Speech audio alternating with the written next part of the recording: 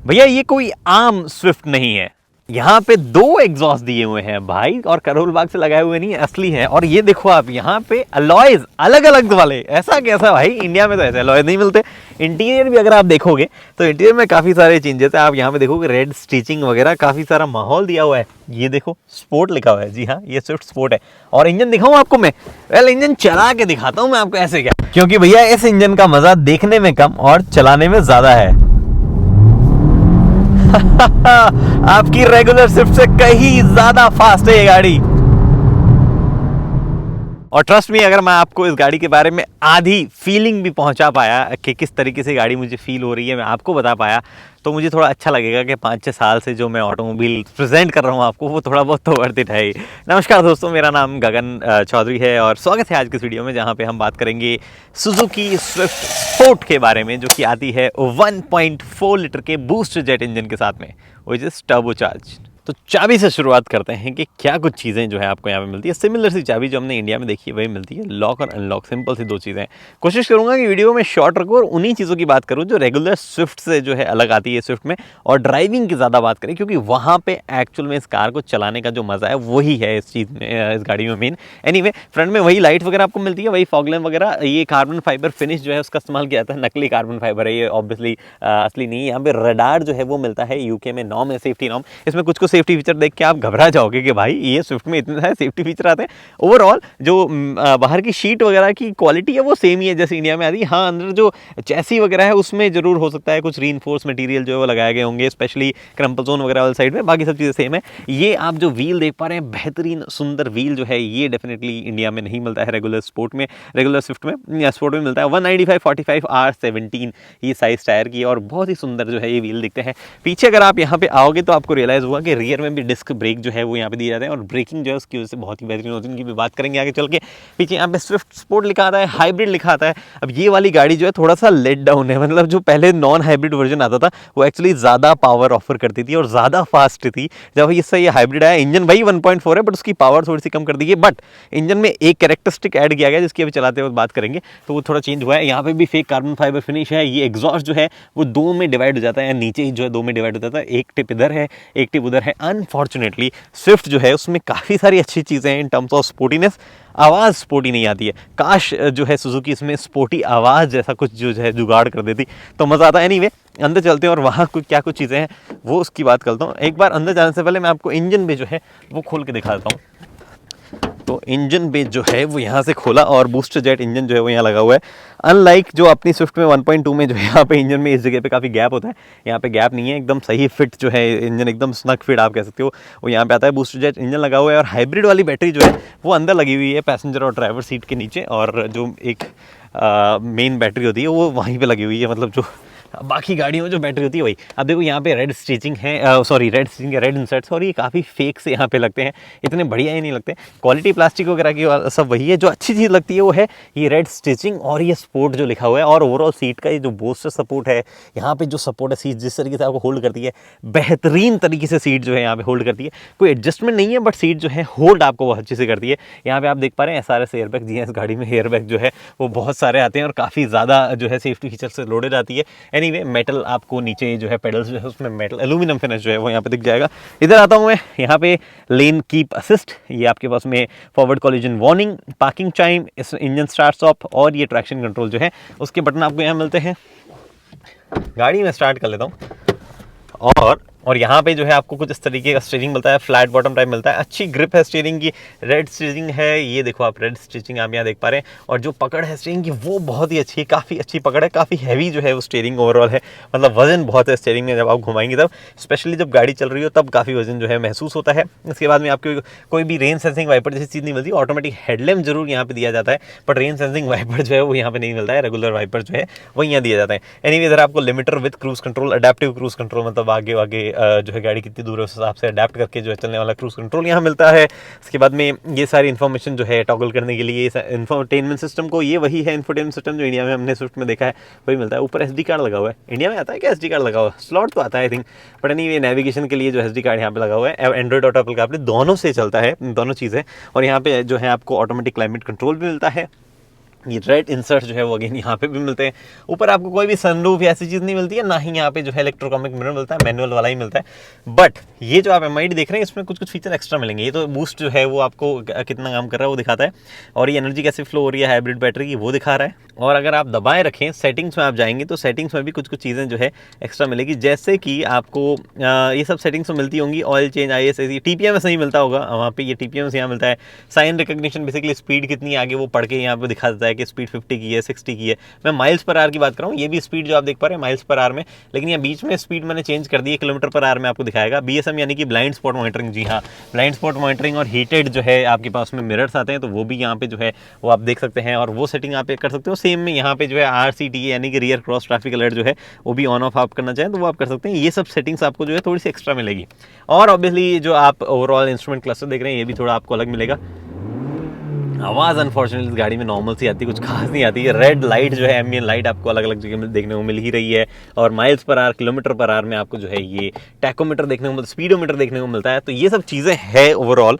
बाकी सब जो रेगुलर स्विफ्ट है उसी तरीके से। हाँ, पीछे जो है आप एक और चीज़ देखेंगे कि आपको थर्ड जो मिडिल पैसेंजर उसके लिए प्रॉपर सीट बेल्ट भी मिलता है, और हेडरेस्ट जो है प्रॉपर एडजस्टमेंट वाला भी मिलता है। बाकी सब चीज़ें सेम है जैसा अपनी वाली स्विफ्ट में आता है वैसा का वैसा। अब यहाँ पे जो है गियर लेवर में भी चेंज है, 6 गियर आपको मिलते हैं, 1 2 3 4 5 6, और उठा के करेंगे तो ये यहाँ पे जो है रिवर्स गियर लग जाता है। कैमरा की क्वालिटी बहुत ही बुरी है, माय गॉड। ऊपर से ये जो है बूट का पार्ट भी दिखता रहता है, बूट लीड का, तो वो भी यहाँ पे जो है ऐसे अजीब सा आपको फील करवाता है। बट गाड़ी चलाने में बेहतरीन है, वो मैं करके दिखाता हूँ आपको। तो बात करते हैं आज थोड़े अलग तरीके से। देखो, इंडिया में जो स्विफ्ट आती है वैसे ही एर्गोनॉमिक्स है, वैसे ही विजिबिलिटी है, सब कुछ वैसा ही है। जो अलग है वो ride, handling, engine, gear box, उनकी बात करते हैं, और ब्रेकिंग में अलग है उसकी भी बात करेंगे। यहाँ पे माइल्ड हाइब्रिड सिस्टम आता है तो थोड़ा सा चालू जब होती है तो बड़े ही प्यार से होती है, मतलब पता ही नहीं चलता है। अब जैसे गाड़ी जो है, मैं एक बार ऑफ कर लेता हूँ इसका AC, गाड़ी बंद है, मैं क्लच प्रेस करूँगा और प्यार से चालू हो गई गाड़ी, एकदम पता भी नहीं चला ऐसे। 1.4 लीटर का बूस्टर जेट इंजन है, 129 bhp के पावर देता है, और 234 न्यूटन मीटर का टॉर्क देता है, जो कि 2000 RPM से मिलने लग जाता है। और अब आपको जानना है फील कैसे होती है, तो इमेजिन करो कि ग्रैंड विटारा या मारुति सुजुकी विटारा ब्रेजा का जो इंजन है उसको लेके आप ऑल्टो में फिट कर दो, उसमें जो पेपीनेस फील होगी वैसा फील होता है। बस या कह लो कि उससे थोड़ा ज्यादा बेटर फील होता है, ठीक है। नेचुरली एस्पिरेटेड नहीं है, टर्बोचार्ज है। एंड ट्रैक्शन कंट्रोल में बंद करता हूँ। स्पीड जो है मैंने KMPH में सेट की है, तो आप कंफ्यूज मत होना, एक्चुअली ट्रैक्शन कंट्रोल बंद हो ही नहीं रहा है। स्पीड मैंने KMPH में सेट की, हाँ थोड़ा सा देर लगाता है बंद होने में, ट्रैक्शन कंट्रोल के साथ में सारे सेफ्टी सिस्टम बंद होंगे। स्पीड KMPH में सेट है, तो ये मैं सोचना कि कुछ ज़्यादा ही तेज चल रहा है, माइल्स पर आवर में नहीं है। Let's go. भयंकर व्हील स्पिन अभी तक हो रहा है भाई गजब, मतलब आवाज़ नहीं आ रही व्हील से, प्रॉब्ली शायद जिस तरीके के टायर्स है उस हिसाब से, बट क्या जबरदस्त ये फील होती है गाड़ी, एकदम गो कार्ट वाली फीलिंग आती है इस गाड़ी में। लोग कहते हैं ना मिनी कूपर को कि वो जो है स्विफ्ट जैसी लगती है या ऐसा कुछ, भाई ये गाड़ी चलाने में मिनी कूपर जैसी लगती है। बहुत ही बेहतरीन गाड़ी जो है यहाँ पे लगती है। मैं ऑलरेडी 5th गियर में हूँ और 6th गियर में आ चुका हूँ। क्या कमाल एक्सेलरेशन है, अराउंड दी कॉर्नर ब्रेकिंग, मैंने यहाँ पे ब्रेक किया है, बहुत ही जबरदस्त ब्रेक मैंने मारे। और रोड जो है काफी बेकार सी, काफी एंडुलेशन अजीब से है, बट कमाल ब्रेक जो लगते हैं, गाड़ी एकदम प्लांटेड वहां पे फील होती है। अराउंड द कॉर्नर जब आप जाते हो व्हील स्पिन होता ही जा रहा है, होता ही जा रहा है, व्हील जो है स्पिन ही होते रहते हैं। ट्रैक्शन कंट्रोल अगर आप बंद करके चलाओ तो बहुत ही जबरदस्त बेहतरीन फील है इस गाड़ी को चलाने के। प्रॉब्लम ये है कि यूके में हम चला रहे हैं और आमतौर पे स्पीड लिमिट जो है वो बहुत ही ज़्यादा, मतलब कहते हैं ना बहुत ही रिग्रेस। तो भैया फैसल भाई मिल गए थे रास्ते में और वो किसी और गाड़ी को बीन्स दे रहे थे, तो मैं आपको उस दरमियान बता रहा था कि यूके में स्पीड लिमिट जो है उनका बड़ा पंगा है। तो मैं चुन चुन के ऐसी रोड्स निकाल रहा हूँ जहाँ पे मैं जो है थोड़ा सा गाड़ी को इंजॉय कर पाऊँ और कोई ज़्यादा बीच में ना आए मेरे और गाड़ी के। तो यहाँ पे जो है गाड़ी की हैंडलिंग और जो है राइड क्वालिटी की हम बात करें, ये इमरजेंसी स्टॉप सिग्नल ऑन हो गया बिकॉज काफ़ी हार्ड ब्रेकिंग जो है मेरी तरफ से हो रही थी। तो गाड़ी की राइड और हैंडलिंग की बात करें ना, तो यहाँ पे सस्पेंशन जो है ना तो उनका ट्रैवल जो है वो ज़्यादा है और ना ही वो सॉफ्ट रखे गए, which is actually a nice thing. वहाँ पे 30 की लिमिट है तो हम जाएंगे नहीं। तो सस्पेंशन जो है वो उधर मिलिट्री टैंक आ रहे हैं, बाय गॉड मैंने देखा क्या आ रहे हैं, एकदम बड़े बड़े मिलिट्री टैंक आ रहे हैं। एक्चुअली इधर मिलिट्री फायरिंग एरिया है, दोनों तरफ ही है, बीच में ये पब्लिक रोड है। तो सस्पेंशन जो है ना तो उनका ट्रैवल ज़्यादा है और ना ही वो सॉफ्ट है, वो स्टिफ है। जब भी गड्ढे आते हैं तो ऐसा नहीं कि जॉल्ट पूरा अंदर महसूस होता है, डिसेंटली हैंडल कर देते हैं, बट लगातार काफ़ी सारे गड्ढे हैं तो डेफिनेटली कोई एंजॉय नहीं करेगा गाड़ी में, जो है वो गड्ढे आपको परेशान करते रहेंगे। सिर्फ ड्राइवर जो है वो एंजॉय करता रहेगा, क्योंकि उसको फील आ रही है गाड़ी की एकदम प्लांटेड कनेक्टेड होने की, स्टीयरिंग जो है उसके कनेक्टेड होने की, और ओवरऑल सस्पेंशन जो है उसके कनेक्टेड होने की। अराउंड द कॉर्नर्स भी जब आप मतलब जैसे जा रहे हो या बहुत ज़्यादा भी टर्न है, तो गाड़ी में कोई बॉडी रोल जैसी कोई भी चीज़ नहीं है, एकदम मस्त प्लांटेड गाड़ी चलती है। हर एक चीज़ जो है फील जो है एकदम, ये फील वाला टर्न आया है, 50 की लिमिट भी है, 50 माइल्स की है, किलोमीटर पर आवर की नहीं, तो थोड़ा सा तो तेज चल ही सकते हैं। तो यहाँ पे जो है हर एक चीज़ जो है उसकी फील बहुत अच्छी ओवरऑल गाड़ी में महसूस जो है वो यहाँ पे होती है।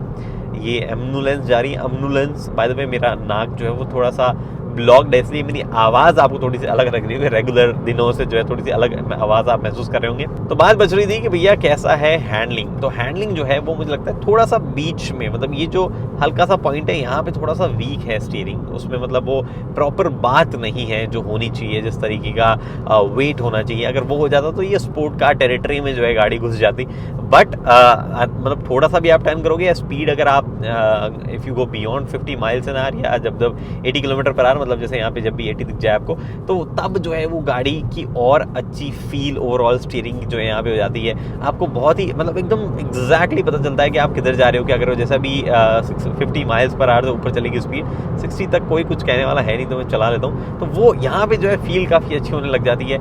आई विश इसमें और ज़्यादा वेट आ जाता, थोड़ा सा गाड़ी में हल्की सी आवाज़ हो जाती। This would have been a perfect car, मज़ा आ जाता है चलाने में। बहुत ही कम गाड़ियाँ ऐसी होती है जिनको मैं सच में इतना एंजॉय कर पाता हूँ। तो वो ओवरऑल चीज़ जो है वो फैक्टर एंजॉयमेंट वाला इस गाड़ी में बहुत है। आई थिंक डेफिनेटली सुजुकी को ये इंडिया में लेके आनी चाहिए गाड़ी, और ये क्या क्रूज कंट्रोल वगैरह सब बंद रहा हो, मुझे कुछ नहीं चाहिए। सुजुकी को डेफिनेटली ये गाड़ी इंडिया में जो है लेके आनी चाहिए, और वहाँ पे यही इंजन के साथ में इसी तरीके के लेके आनी चाहिए। कुछ कुछ प्रॉब्लम जरूर हो सकती है, जैसे कि हमारे यहाँ पे जिस तरीके के ओवरऑल गड्ढे वड्ढे हैं उसमें ये टायर प्रोफाइल शायद ना चल पाए, बट देन आई थिंक जो ओनर्स खरीदेंगे इस गाड़ी को ये जानते हुए कि गाड़ी किस तरीके से बनी है, किस चीज़ के लिए बनी है, वो इतना तो केयर कर ही सकते हैं कि भैया गाड़ी जो है वो सही तरीके से रख पाएँ और उसको ऐसी जगहों से ना लेके जाएं जहाँ पे जो है टायर वायर फटने के चांसेस होंगे।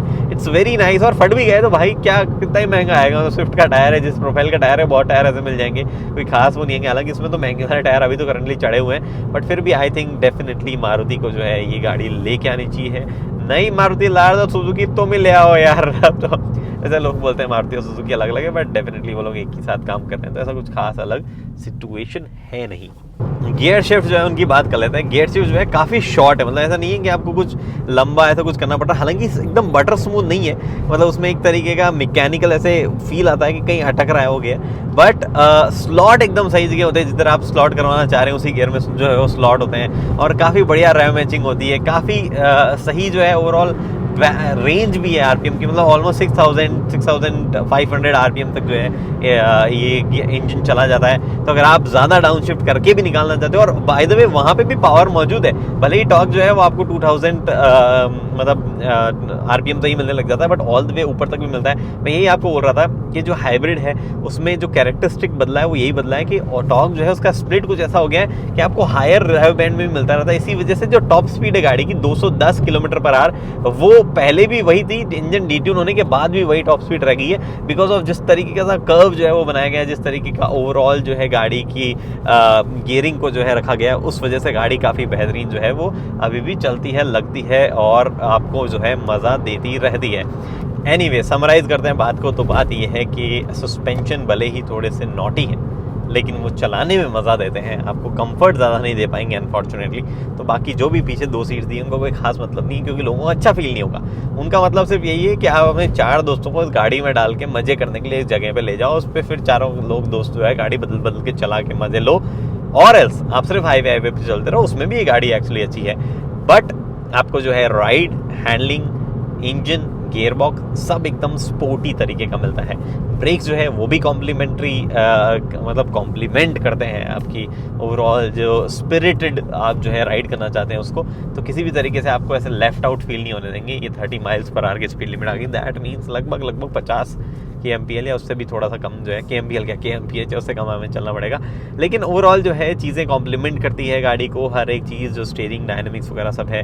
और रही बात ये कि मेरा एग्जॉस्ट वाला पॉइंट है, तो आई थिंक वो तो कभी ऐसा खास पूरा हो नहीं पाएगा। एग्जॉस्ट तो कोई इसमें ढंग देने वाला है नहीं। और तो और ये गाड़ी माइलेज भी अच्छा देती है। तो 1.4 ये जो इंजन है, अगर आप सेनली मतलब प्यार से चलाओ तो ये गाड़ी जो है वो एक्चुअली आपको अराउंड 16-17 kmpl रिटर्न करके दे देगी हर सिचुएशन में, मतलब शहर वहर में मिला के ऐसे। और अगर आप सिर्फ हाईवे का काउंट करोगे तो that might go beyond let's say कि लगभग आपको 19-20 kmpl का माइलेज दे देगी, जो कि फैंटास्टिक माइलेज है एक मतलब इस टाइप के इंजन के लिए। तो अगर 4 सिलेंडर यूनिट है, आपको अगर आप सही रैपिड में चलाओ डेफिनेटली माइलेज उसको देना ही है। और गाड़ी में इतना ज़्यादा वजन नहीं है, उसकी वजह से जो है ओवरऑल उस फील जो है यहाँ पे अच्छी हो जाती है। ये तो ठीक है, इस गाड़ी में सेफ्टी फीचर्स वगैरह डाले हैं, हाइब्रिड डाला है तो थोड़ा सा वजन और बढ़ गया है। बट आई बिलीव इंडिया में अगर लॉन्च की जाए तो क्योंकि नॉर्म्स ऐसे नहीं है, इतने ज़्यादा सेफ्टी फीचर देने की जरूरत नहीं है, हाइब्रिड देने की जरूरत नहीं है हमें। तो बस भैया 1.4 इंजन दे दो 138 हॉर्स पावर वाला, जो बहुत ही बढ़िया मतलब 0 to 100 8 सेकेंड या उससे कम में भी कर दे तो मज़ा आ जाए। क्योंकि अब पोलो तो रही नहीं हमारे पास में, तो बहुत ही लिमिटेड ऑप्शन जो है वो एक्चुअली हो जाते हैं चलाने वालाने के हिसाब से। ओके, तो एक और आखिरी जॉय रन कर लेते हैं, फिर वीडियो कंक्लूड करेंगे। थोड़ा सा मैं वाइपर मार के विंडो साफ कर लेता हूँ काफ़ी ज़्यादा गंदी हुआ एक्चुअली, क्योंकि मुझे लग रहा है और ज़्यादा गंदी होगी। एनीवे 1500 RPM के आसपास में हूँ, 4th गियर में मैं हूँ एंड फ्लोर इट थोड़ा सा स्लो है टिल 1800 RPM 2000 RPM। अब उसके बाद में भाई जो feel bro feel floor it सब बंद है by the way, traction control वगैरह, वार्निंग ऑलरेडी देख ही पा रहे होंगे।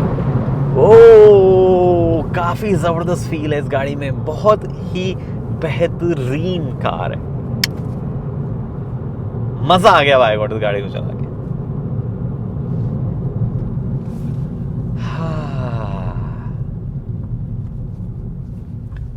आई ऑल्सो थिंक ये जो ओवरऑल मज़ा है वो इस वजह से भी थोड़ा सा ज़्यादा आता है because you know you can afford this car and you can actually wear the cost. जो अगर थोड़ा टूटा फाटी हो गई थोड़ा बहुत क्या ही होगा, एटलीस्ट एन्जॉय दैट मोमेंट। तो वो एक फील है कि अफोर्डेबिलिटी के साथ में जो फन है वो डेफिनेटली गाड़ी को बहुत ही बेहतरीन बनाता है।